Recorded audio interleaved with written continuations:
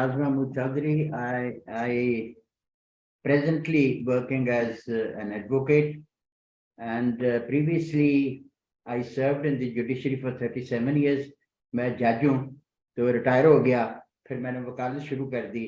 So I have multi type of experiences in my life while deciding the cases.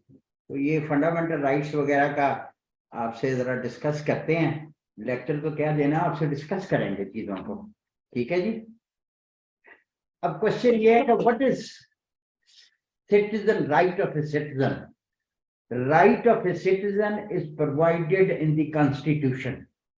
हमारा 73 का जो आइन है उसमें राइट ऑफ सिटीजन मुख्तलिफ किस्म के राइट्स हैं आपके. आप नमाज पढ़ते हैं, ये भी राइट है, प्रोवाइडेड इन दी कॉन्स्टिट्यूशन. आपका राइट ऑफ स्पीच है, ये भी कॉन्स्टिट्यूशन में प्रोवाइडेड है. आपकी राइट ऑफ एजुकेशन है, this is also provided in the constitution. बहुत सारी चीजें, बेसिक चीजें. अब मसलन 19 एक अमेंडमेंट लेटेस्ट आई है कॉन्स्टिट्यूशन में, आर्टिकल 10A. आर्टिकल 10A, वो 10A ये है कि वो कहते हैं कि every person should be given a right of fair trial. Every person should be given a right of fair trial. What is fair trial? Fair trial means के without any malice and malafide, without any grudge. देखना, जज अगर independent होगा तो वो बड़े उसके मुताबिक फैसला देगा जो वाकयात के मुताबिक है. अगर कोई बंदा जो सीट पे बैठा हुआ है वो प्रेजुडिस माइंड से बैठा हुआ है, तो वो क्या करेगा? वो फिर उसका जो डिसीजन होगा that would not be independent. और वो राइट्स को फिर वो हम रोजाना कहते हैं हमारे जी हकूक पमाल हो रहे हैं. वो पमाल होने से क्या मुराद है? पमाल होने से मुराद यही है कि we are not allowed to get the benefit of the rights which are provided under the constitution. Basic किताब हमारी कॉन्स्टिट्यूशन है, उसमें हर चीज दी गई है. अब जो सिटीजन है, आपने कभी मैग्ना कार्टा पढ़ा? मैग्ना कार्टा को पता क्या है? नहीं पता? मैग्ना कार्टा एक लफ्ज है जिसमें एक थ्योरी है. थ्योरी ये है कि ब्रिटिश के अवाइल दौर में जो बादशाह होता था ना, वो जो बात कह देता था ना वो फाइनल होती थी. आहिस्ता आहिस्ता टाइम गुजरता गया, लेबर में अनरेस्ट पैदा हो गया, लोगों में कुछ चीजों के लिए अनरेस्ट पैदा हो गया. उन्होंने जुलूस निकालने की कोशिश की, उन्होंने अपना राइट एजिटेट करने की कोशिश की. उनको पकड़ा जाता था, सजाएं दी जाती थी, मार दिया जाता था. आहिस्ता आहिस्ता ये जो लोगों का जो जज्बा था या लोगों का जो फ्रीडम की बाबत एक कंसेप्ट था ना, वो ज्यादा उजागर कर गया. पानी जब आप रखते हैं चूल्हे पे तो आहिस्ता आहिस्ता बॉयल होता है ना, वो बॉयल होकर उनके जज्बात जो थे ना वो बिल्कुल बाहर आने शुरू हो गए. बादशाह के साथ उनकी नेगोशिएशन हुई. नेगोशिएशन ये हुई कि जी हमें राइट ऑफ प्रोटेक्शन दिया जाए, हम प्रोटेक्शन निकालेंगे, हमारे राइट्स हैं, हम बोलेंगे. Then those rights were recognised which are called as Magna Carta. ठीक है. उसके बाद फिर लोगों ने आहिस्ता आहिस्ता by the passage of time और by the change of atmosphere and by the change of law and by the change of behavior, वो चीजें जो हैं वो आहिस्ता आहिस्ता डेवलप होती रही, आहिस्ता आहिस्ता बेहतरी की तरफ डेवलप होती रही. हमारे मुल्क में अब रोजाना माशाल्लाह ये जब हम पढ़ते थे तो ये ना ये टीवी होते थे, ज्यादा ये सिस्टम होते ही नहीं थे. और फिर इसमें सबसे बड़ी बात यह है कि बोलने का इतना ओपन हक नहीं होता था जो अब है।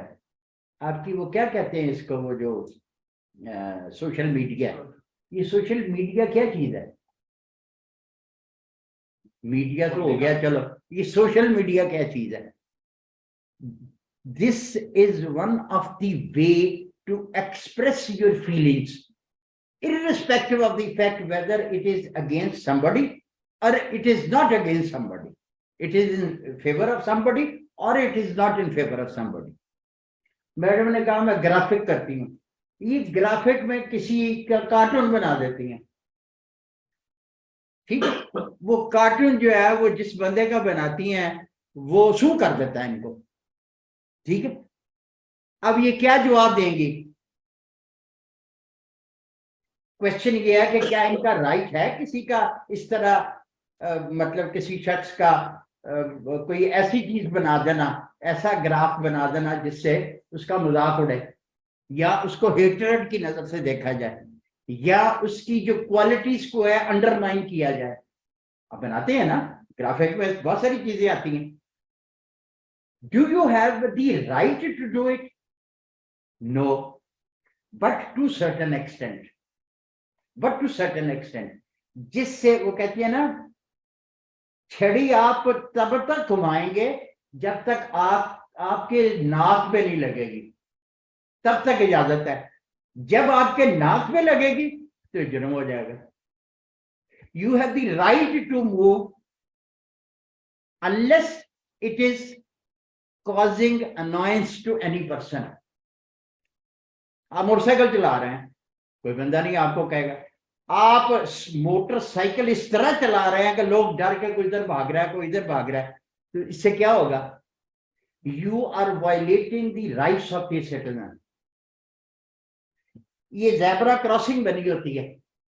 ज़ेब्रा क्रॉसिंग किसको कहते हैं? ये सड़क पे जो निशान लगे होते हैं जहां हम गाड़ी रोकते हैं, मोटरसाइकिल रोकते हैं, साइकिल रोकते हैं, उसको ज़ेब्रा क्रॉसिंग कहते हैं। ये ज़ेब्रा क्रॉसिंग कानून में क्या है? आपने रुकना है यहां, ठीक है?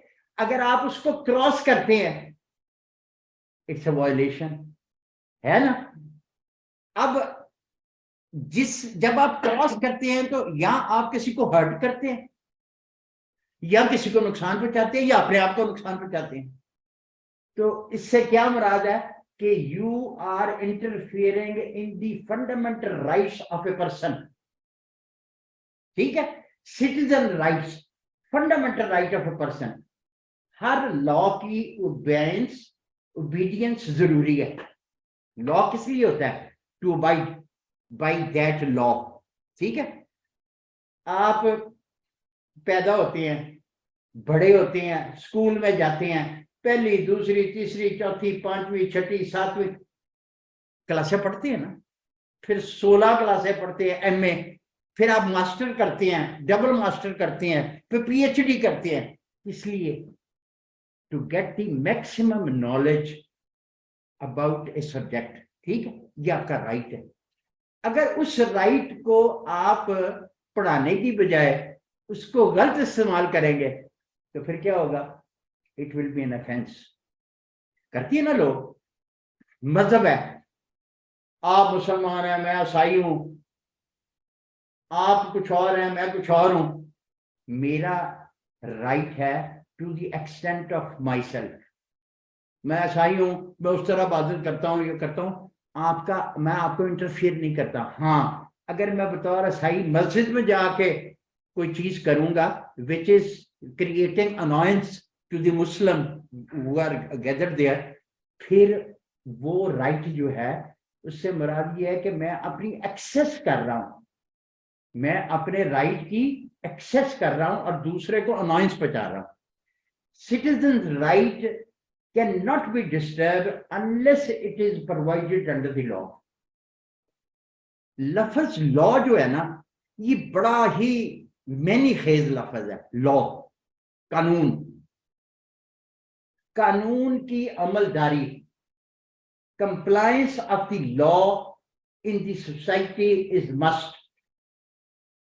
Compliance of law in the society is must. उसके कुछ चंद एक हो सकती हैं कोई क्लॉजेस जिसमें एक्सेप्शंस दी गई हैं, लेकिन जनरल क्या है कि every citizen of a country has to abide by the law of the land. Every citizen of the country is to abide by the law of the land. ठीक है, law of the land कहता है कि आपने ये फला कानून observe करना है, आप नहीं करते क्या हुआ? वायलेशन। वायलेशन का नतीजा क्या होता है? सजा कोई ना कोई तो होती है ना। फिर आप चीखे मारते हैं, कहते हैं जी हमें गलत सजा दी गई है। क्या आपने जिस वक्त वो एक्ट किया आपने सोचा कि मैं ये जो काम कर रहा हूं ये not in accordance with law but it is against the law? ठीक है, if something you are doing is not allowed by the law तो फिर डिसोबीडियंस हुई ना। तो जब डिसोबीडियंस होगी तो उसके कॉन्सिक्वेंसेस क्या होंगे? उसके कॉन्सिक्वेंसेस सजा होगी। So the constitution of a country, जैसे हमारे पाकिस्तान में 1973 का कॉन्स्टिट्यूशन है, उसमें फंडामेंटल राइट्स डिस्क्राइब हुए हैं। अब फंडामेंटल राइट्स में से कौन कौन से राइट जरा लिखें, ये बेसिक आप जरा चीजें पढ़े फिर आपको समझ आएगी। मसलन लिखें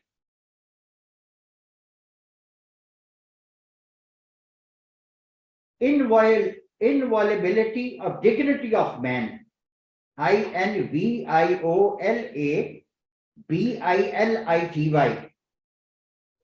of dignity of man। ये आर्टिकल 14 ऑफ द कॉन्स्टिट्यूशन है, आर्टिकल 14 ऑफ द कॉन्स्टिट्यूशन। ये कहते हैं every person shall be dealt with in accordance with the law। Every person shall be dealt with in accordance with the law of the land। ठीक है, एक बंदा चोरी करता है उसको सजा उतनी दें, उसको कत्ल नहीं किया जा सकता। एक बंदा कत्ल करता है उसको चोरी की सजा नहीं होगी, उसको ज्यादा सजा होगी। Every person shall be dealt with in accordance with the law of the land। ये आपका हर शख्स का, मेरा, आपका सबका ये कहलाता है इनएलिनिएबल राइट, यानी इस राइट को किसी सूरत में पामाल नहीं किया जा सकता। I have the right to use the road, I have the right to enjoy the air and atmosphere, I have the right to travel, I have the right to speech, I have the right to education, है ना। ये सारी चीजें जो हैं ये fundamental rights में आती हैं। ये rights of the citizen, fundamental जिसको कहते हैं, क्या कहते हैं हम? फंडामेंटल राइट्स, बेसिक राइट्स जो आपके हैं। ये आर्टिकल 14 जो है ये बड़ा इंपॉर्टेंट है। इनएलिनिएबल राइट ऑफ ए पर्सन, यानी जिसको किसी सूरत में रद्द नहीं किया जा सकता। It cannot be refused, it cannot be denied, it cannot be violated by any circumstances of the right of that person। इसी तरह आर्टिकल है ये safeguard as to arrest and detention, article 10, safeguard as to arrest and detention. हम रोजाना बातें करते हैं कि पुलिस फलाने बंदे को पकड़ के ले गई, ठीक है, ले जाते हैं। उसका राइट क्या है? उसका राइट ये है कि उसको बताया जाए कि आपको किस जुर्म में पकड़ा गया है, ठीक है। अदरवाइज आप पुलिस के पास कोई राइट नहीं है to cause the arrest of a person without reason, ठीक है। अब रीजन क्या होती हैं? कोई शख्स पर्चा कराता है, FIR लॉन्च करता है ना, FIR लॉन्च, उस FIR में एलिगेशन लगाता है कि इसने फला काम किया, ठीक है, पुलिस पकड़ के ले जाती है। अब पुलिस पकड़ के ले जाती है तो अब कानून क्या कहता है? कानून कहता है कि 24 घंटे से ज्यादा आप उसको कस्टडी में नहीं रख सकते। You have to produce that person before the court, not beyond 24 hours. ये सिटीजन का राइट है। अगर वो अरेस्ट हुआ किसी केस में he has the right to be produced before the court of law. अगर उसको कोई मसलन किसी को पकड़ा है, उसको 24 घंटे में मैजिस्ट्रेट के पास पुलिस ने हर सूरत पेश करना है, ठीक है। क्यों ये राइट दिया गया? वो इस वजह से दिया गया कि अनलिमिटेड पीरियड के लिए किसी को आप पुलिस वाला चाहे तो बंद कर दे, ठीक है। ये तो मतलब फंडामेंटल राइट्स के खिलाफ है ना। आप उसने पकड़ा, आपने मजिस्ट्रेट के पास पेश किया, मजिस्ट्रेट के पास जाके आप कह सकते हैं कि जी मुझे गलत पकड़ा है, मेरा नाम तो फला फला है, ये तो कहते हैं फला जुर्म किया, मैंने तो किया ही नहीं है, मेरा तो तल्लुक ही नहीं है उसके साथ। मजिस्ट्रेट कागजात देखता है, मजिस्ट्रेट हालात देखता है, मजिस्ट्रेट आपकी हथकड़ी उसी वक्त खुला देता है, कहता जाएं आप घर जाएं, ठीक है ना। लेकिन अगर there is some material against a person जिसको अरेस्ट किया गया, अगर उसके खिलाफ, उसको लफ्ज कहते हैं इनक्रिमिनेटिंग मटीरियल, लिखें इनक्रिमिनेटिंग मटीरियल। इनक्रिमिनेटिंग मटीरियल अगर किसी के खिलाफ है जो उसको इन्वॉल्व करता है for the commission of that offence, for the commission of that offence, तो फिर वो प्लीड करेगा कि नहीं जी मैं इनोसेंट हूं, ये गलत मेरे पे पर्चा बनाया गया है, ये फलां है, ये मेलस है, ये मेलाफाइडी है, ये दुश्मनी की वजह से है, तो प्लीड करेगा ना। लेकिन अरेस्ट तो होगा, ट्रायल भी होगा। अब हमारे क्रिमिनल लॉ में ये एक प्रोसीजर दिया गया है ट्रायल का, ठीक है। एक लफ्ज है framing of charge. Framing of charge, charge क्या होता है? एलिगेशंस, एलिगेशंस चार्ज है ना, एलिगेशन। लिखा जाता है यू फलां फलां, सन ऑफ फलां फलां, रेजिडेंट ऑफ फलां फलां, ऐसे ही है ना, फलां फलां, on such and such date at such and such place has committed such and such act which is cognizable under the law। एक होता है cognizable, होता है एक नॉन cognizable होता है। cognizable ऑफेंस ये होता है जिसको पुलिस डायरेक्ट अरेस्ट कर सकती है। नॉन कॉग्निजेबल ऑफेंसेस वो होते हैं जहां पुलिस को पहले मैजिस्ट्रेट से इजाजत लेनी पड़ती है और फिर वो अरेस्ट कर सकते हैं। इसकी एग्जांपल मसलन एंटी करप्शन के लॉज हैं, ठीक है, FIS के लॉज हैं, ठीक है, स्पेशल लॉज हैं, मसलन ये एंटी टेररिस्ट के लॉज हैं। इसमें पहले पुलिस को इजाजत लेनी पड़ती है कि जी फलां बंदे के बारे में हमें रिपोर्ट्स हैं कि is involved in such and such circumstances या कैटेगरी। वो फिर इजाजत मिलती है तो वो फिर अरेस्ट करते हैं। मसलन एक बंदा स्पाइंग कर रहा है, जासूसी कर रहा है, पाकिस्तान में रह के जासूसी कर रहा है, पाकिस्तान में रह के बता रहा है किसी और मुल्क को कि इनके मुल्क में ये हो रहा है, ये फलानी चीज फलानी जगह पड़ी, अब हमारा एटम बम पड़ा हुआ है मुख्तलिफ जगह पे है। अगर कोई इस राज को कन्वे करे कहीं और वो बंदा at the helm of affair हो, उसको पता हो कि जी फलानी फलानी जगह या वो उसमें इन्वॉल्व हो, तो फिर क्या करेगा? व्हाट ही विल डू, वो उसको अरेस्ट कर सकती है विदाउट वारंट।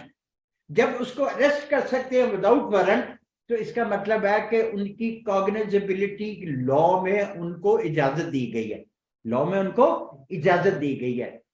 सो बेसिक जो फंडामेंटल राइट्स हैं, those are provided under the constitution of 1973। वो कॉन्स्टिट्यूशन के राइट्स जो है ना, वो राइट्स फंडामेंटल राइट्स कहलाते हैं। Right of a citizen, right of a citizen, उसमें एजुकेशन आता है, उसमें स्पीच आती है, उसमें रिलीजियस अफेयर्स आते हैं, उसमें आपकी right to air, right to life, right to liberty. आप आजाद मुल्क में रहते हैं, आप आजादी से अपना काम करते हैं, and there is no restriction on your part to movement. जैसे मैंने आपको मैग्ना कार्टा का बताया कि वो तो किसी को आवाज भी नहीं निकालने देते थे पहले, लेकिन आहिस्ता आहिस्ता आहिस्ता आहिस्ता फिर वो कानून बना कि जी इस हद तक आप कर सकते हैं, इस हद से ज्यादा नहीं आप कर सकते, ठीक है।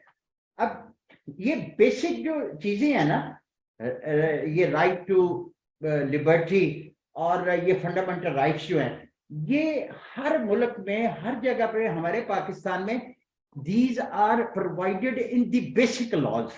बेसिक लॉ आपका कौन सा है? कॉन्स्टिट्यूशन, आइन। हर मुल्क का आइन होता है, उसमें बेसिक चीजें आपको कोडिफाइड मिलती हैं। कोडिफाइड लॉ क्या होता है? जो किताब की शक्ल में हो।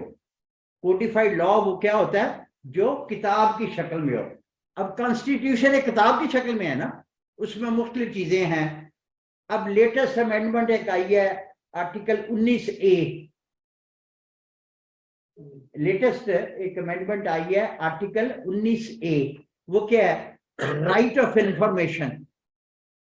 आप किसी महकमे में जाएं, आप कहें जी मुझे फलानी चीज के बारे में इल्म हुआ है, मुझे ये इसके बारे में दस्तावेजात दे दें। पहले कभी होता था? नहीं। अब आप उसको दरखास्त दे सकती हैं, that department is bound to inform that person कि जी ये वजूहात हैं जिसकी वजह से हमने ये काम किया। अगर वो नहीं करेगा तो उसके लिए एक इंस्टीट्यूशन एस्टेब्लिश किया गया, वो उसका एक चेयरमैन बना दिया गया। वो चेयरमैन की ड्यूटी है कि उस डिपार्टमेंट को लिखे कि मसलन आपको बिजली के महकमे से कोई प्रकाश है, ठीक है, आपका बिल ज्यादा आ रहा है, या आपकी कोई बिलिंग में कोई ऐसी चीजें शामिल है जो आप इस्तेमाल नहीं कर रहे, या आप समझते हैं कि ये गलत है, you have the right to go to the water authorities और नेपरा कि आप हमें ये बताएंगे कि ये जो चीज इन्होंने बिल में लिखी हुई है, क्या it is provided for the payment by the consumer और नॉट। उनका जवाब देना जरूरी है, because it is provided under article 19A of the constitution, right of information. Right of information under article 19A of the constitution. अब जब right of information आ जाता है तो उससे फिर आगे बहुत सारी बातें निकलती हैं। अब equality under the law, equality under the law, equal before law, ये भी एक कंसेप्ट है कि हर बंदा कानून में बराबर है, चाहे वो काला है, चाहे वो गोरा है, चाहे वो नीला है, चाहे वो पीला है, चाहे वो पढ़ा लिखा है, चाहे वो अनपढ़ है, चाहे वो मौलवी है, चाहे वो जो भी है, everybody is to be treated in accordance with law. Everybody is to be treated in accordance with law. अब जब ये कहा जाता है everybody is to be treated in accordance with law, तो इसका क्या मतलब है? कानून की हुक्मरानी। किस चीज की? कानून की हुक्मरानी। जब कानून की हुक्मरानी होगी तो फिर उससे क्या मुराद होगी? implementation of the rights of the persons according to law. Implementation of the rights of the person in accordance with the law. यानी हर बंदे का राइट की इंप्लीमेंटेशन जो है वो कानून के मुताबिक होगी। जब कानून के मुताबिक होगी तो फिर वहां वायलेशन नहीं होगी, फिर वहां वायलेशन नहीं होगी। आप मोटरसाइकिल चलाते हैं, गाड़ी चलाते हैं, आप एक लाइसेंस लेते हैं ड्राइविंग का, लेते हैं ना लाइसेंस ले तो फिर क्या होगा? आपका चालान होगा। फिर आप कहते हैं जी चालान क्यों किया? कहते हैं जी आपके पास ड्राइविंग का लाइसेंस नहीं है। ड्राइविंग लाइसेंस किस चीज की गवाही करता है? किस चीज को बताता है? कि you can ply the vehicle on the road by obtaining a licence of that department, and if you don't have the licence to drive, you are violating the law. और जब वायलेशन ऑफ लॉ आएगी तो उस पर फिर क्या होगा? सजा, उस पर जुर्माना है, उस पर मेरा मतलब है एक्शन लिया जा सकता है। So these are the basic concepts in law. और ये बेसिक कंसेप्ट जो है ये आपकी लाइफ को रेगुलेट करते हैं। लाइफ को रेगुलेट करने के लिए लॉ बनाया जाता है, लाइफ को रेगुलेट करने के लिए लॉ बनाया जाता है। उस लॉ की इंप्लीमेंटेशन जो है टू रेगुलेट दी सोसाइटी। देखे ना, अगर जंगल का कानून है तो सोसाइटी कहां से होगी? फिर सोसाइटी तो नहीं होगी, वो जंगल का कानून है। तो आप किसी और को मारते हैं, वो आपको मारता है, आप चोरी करते हैं, कोई डकैती मारता है, कोई फलाना करता है, उसको पकड़ा नहीं जाता, कानून कोई नहीं है। हमारे मुल्क में कानून है ना, लोग पकड़े जाते हैं ना। सजा और जुदा की अलग बात है, ट्रायल कैसे होता है, गवाह आते हैं नहीं आते, वो एक अलग बात है। But the question is there is a law. If somebody commits an offense, he'll be taken in accordance with the law. वो लॉ आपके कॉन्स्टिट्यूशन में प्रोवाइडेड, आगे बेसिक लॉ बनाए गए हैं। आपका राइट ऑफ वोट है, राइट ऑफ वोट है ना आपका, ये कौन सा राइट है? This is your constitutional provided fundamental right. This is your constitutional provided fundamental right. आपके आइन में आपको राइट दिया गया वोट का। ये तो जुबानी बात नहीं है कि हर बंदा ले, उसमें भी लिखा है कि 18 साल से कम नहीं हो सकता, 18 साल से ज्यादा होगा, ठीक है। अब गुजारिश ये है, ये जो चीजें हैं कि 18 साल से होगा, वोट दे सकता है, या इतनी पढ़ाई जरूरी है, या फलां चीज है, ये क्या चीजें? To regulate the society in a proper principle manner, in a proper principle manner. Principles जो एनंशिएट हुए हैं वो हर मुल्क की कॉन्स्टिट्यूशन में हुए हैं। अब लेबर वाले स्ट्राइक करते हैं, लेबर वाले स्ट्राइक करते हैं ना, वो स्ट्राइक किस हद तक लीगल है, किस हद तक लीगल नहीं है, प्रोवाइडेड बाय द लॉ, ठीक है ना। आप अदालतों में जाते हैं, आप जाके अपना राइट एजिटेट करते हैं, आप कहते हैं जी हमें वो फला तनख्वाह नहीं मिली, हमारे से लेबर ज्यादा ली जा रही है, फला फला, जो भी लोग करते हैं। लेकिन उसका ये मतलब नहीं है कि मालिक उसको मारना शुरू कर दे या वो मालिक को मारना शुरू कर दे। No, he has to be regulated under some law, और उसको कहते हैं labour laws, that is called as labour laws. और वो लेबर लॉज में सारी चीजें लिखी हुई हैं, उसकी फिर बाकायदा मसलन के वो ये जो वर्कमैन है। अब एक और बात जनरल में आपको बता दूं, सिविल राइट्स और फंडामेंटल राइट्स के विज़ एक और है कि क्या हर इंसान जो है वो नौकरी लेने का हकदार है कि नहीं है, गवर्नमेंट की जॉब लेने का हकदार है कि नहीं है। इसके बारे में आपका क्या ख्याल है? चले मैं बाद में पूछता हूं।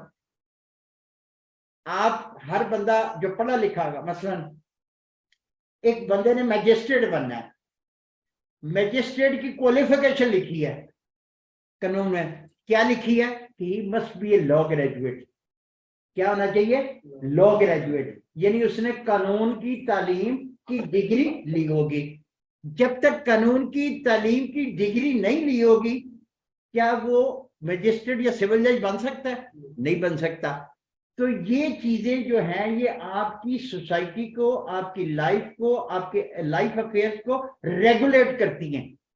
And this regulation of the life of a person is based upon the fundamental principles of the rights. Fundamental principles है, ठीक है ना जी। आप स्कूल में जाते हैं, आप दाखिला लेना चाहते हैं, प्रिंसिपल, हेडमिस्ट्रेस, हेडमास्टर कहता है where is your certificate of birth, कहते हैं ना।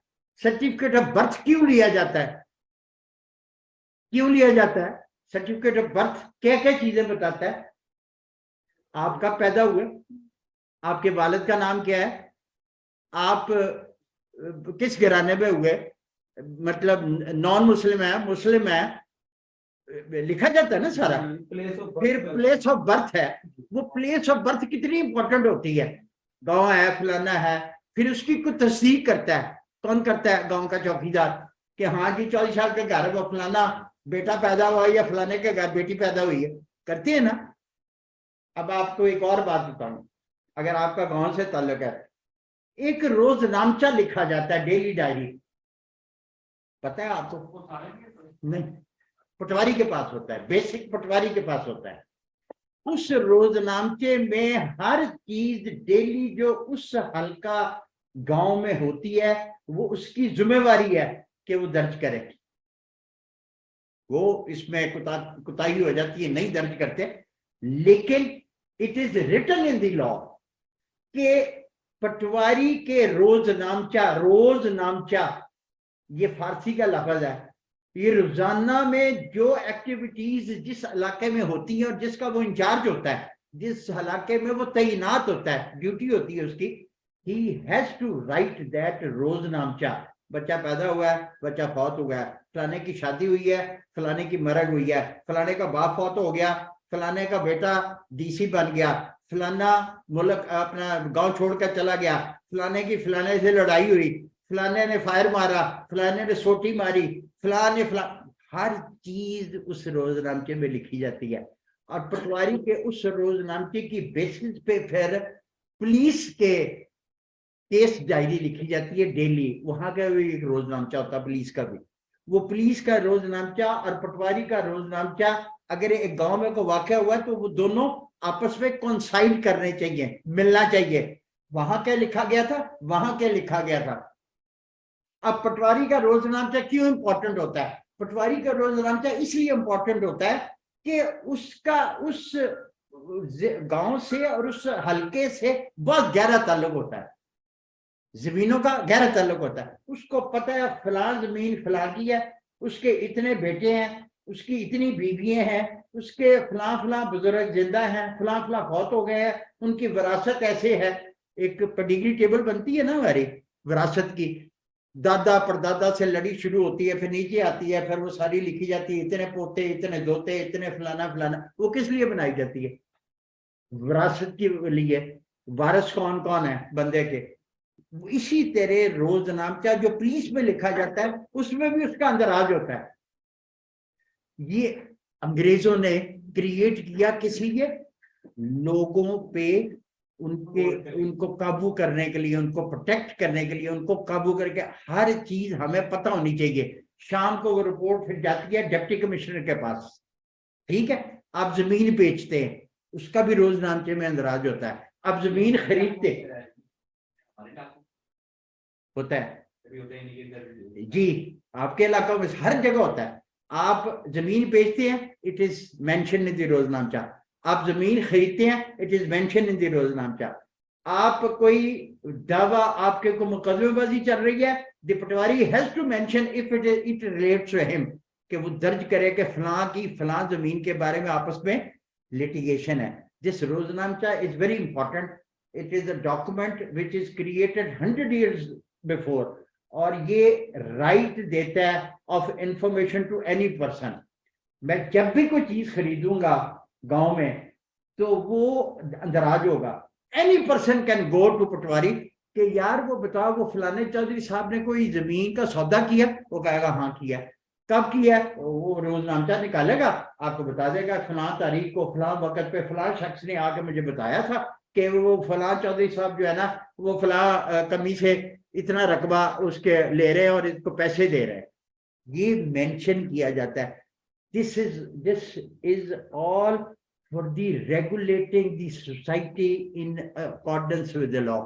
इसका लुबे लुबाब क्या है कि इस लॉ के तहत जब आप काम करते हैं तो आप रेगुलेट करते हैं सोसाइटी को एक तरीके से चलाते हैं। सोसाइटी ये नहीं है कि जिसके जो मर्जी आए वो कर ले, डिसिप्लिन में आ जाती है, आप डिसिप्लिन में आ जाती है और फिर लॉ के मुताबिक आ जाती है। फिर उसके रूल्स एंड रेगुलेशन होते हैं, उसकी फिर अगर वायलेशन होती है तो that is taken in accordance with law.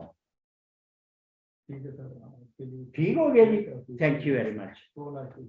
पता नहीं आपको समझ लगी है कि नहीं लगी। लो जी, बहुत मेहरबानी, थैंक यू।